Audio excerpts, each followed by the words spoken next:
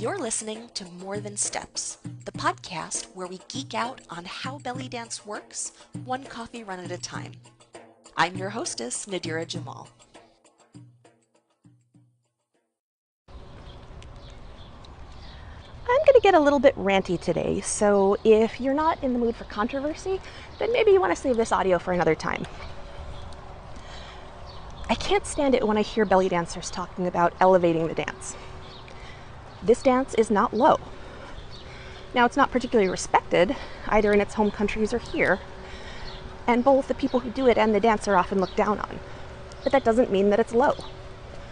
You can acknowledge people's lack of respect without sharing it. So we absolutely do need to elevate people's perceptions of the dance, but we don't need to elevate the dance itself. And that may sound like splitting hairs, but that choice of words really matters. My main problem with this is that when we say elevate, what we usually mean is make it look more like Western dance. You'll hear people talking about elevating it out of the restaurants and parties and bringing it to the theatrical stage. The thing is that when you present this dance in a big stage, under bright lights, with complicated choreography and virtuoso technique, big group numbers, that makes it look more like Western dance. And I get it. People respect things that they see on stages more than what they see in restaurants and nightclubs. But we can accommodate the audience's prejudices, which we often need to do just to be able to participate. But we don't have to agree with it at the same time. Because the thing is, when we agree, we're reinforcing the idea that Western dance is art with a capital A, and quote-unquote ethnic dance is just a colorful folk tradition, and that is not okay. Also, when we make those changes, we fundamentally change the heart and the nature of this dance. Remember that small venues are where this dance was made. For most of its history, and also today, most belly dance happens in people's homes, at weddings, in tavernas, on the streets, and going back a century or more, the Chengi in Turkey even danced in the cemeteries. But also, when you look at the history of Middle Easterners putting their dance on stages, they're actually doing something different from what we're talking about. There's a great clip on YouTube of Badia Masabni's Casino Opera. This was a film clip that was recorded, I want to say in the 30s, but I could be wrong about that. That was an advertisement for the Casino Opera, and it was shown before movies. And what you see in that clip is a dancer emerging onto a tiny little raised stage, dancing her way down a steep flight of stairs, and then doing most of her show on the floor level. You also see the audience members seated at tables and not in rows of chairs far away from the stage. So what you're seeing the dancer do in that clip has a lot more in common with a restaurant show in a banquet room than with a theatrical show on a huge stage.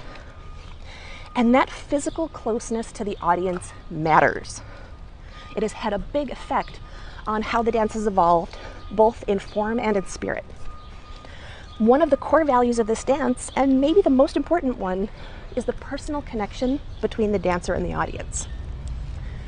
A dancer here in Boston, Amina Dalal, once told me that a belly dancer is never just a body. And so one of the most important things we have to do is to hear what we hear in the music, feel what we're feeling, and open ourselves up to share that experience with the audience. When you do your dance on a huge stage under blinding lights, that just doesn't happen. When we put our emphasis on fancy and impressive choreography, that takes the focus away from the connection and the feeling. And when we join the cult of technique, we put the cart ahead of the horse.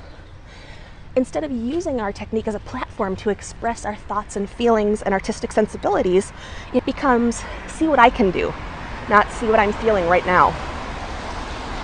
And I am not knocking people who dance in theaters or who enjoy group pieces or any of that. A skilled performer can still breathe life into their dance in that situation and put on a good show. But it's not the same experience. It's not the same for you, and it's not the same for your audience. So if you want to do those things because that's your artistic vision or what you enjoy, just go for it. You'll be great. But you have to understand that what you're doing is inherently fusion. And above all, don't imply that making those changes makes belly dance somehow better and higher than the dance that we received from the dancers who came before us. Because they were not low, their dance was not low, and neither is ours.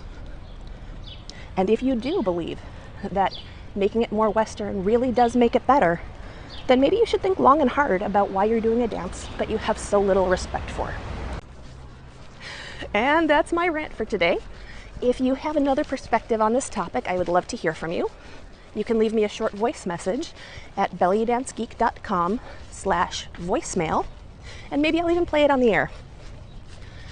And if you'd like some help making that authentic connection with the audience, check out my resource, Personal Style Snafus. You can find that at bellydancegeek.com/store. Thanks for listening. For more geektacular resources, visit bellydancegeek.com.